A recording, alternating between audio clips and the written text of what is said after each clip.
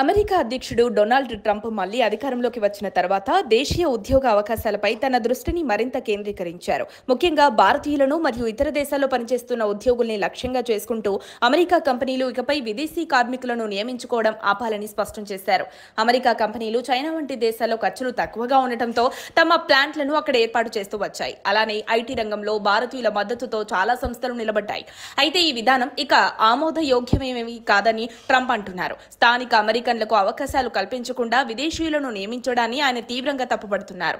వాషింగ్టన్లో జరిగిన artificial intelligence సదస్సులో ట్రంప్ మాట్లాడుతూ అమెరికా టెక్ కంపెనీలు స్థానికుల్ని విస్మరించి విదేశీయులపై ఆధారపడుతున్నాయని విమర్శించారు. దేశీయ అభివృద్ధికి ఈ ధోరణి హానికరమని పేర్కొన్నారు. ఉద్యోగాల్లో అమెరికన్లను ప్రాధాన్యం ఇవ్వడం తమ మొదటి కర్తవ్యమని ట్రంప్ స్పష్టం చేశారు. ఇటీవలి కాలంలో యాపిల్ భారత్లో కొత్త ప్లాంట్ ఏర్పాటు చేయడం కూడా ట్రంప్ ఆమోదించలేదు. అటువంటి నిర్ణయాలు అమెరికా ఉద్యోగాలకు తలకిందులే అని భావిస్తున్నారు. తన అధ్యక్షతన విదేశీ ప్లాంట్లు, విదేశీ ఉద్యోగ నియామకాలను పరిమితం చేస్తామని ట్రంప్ హెచ్చరించారు.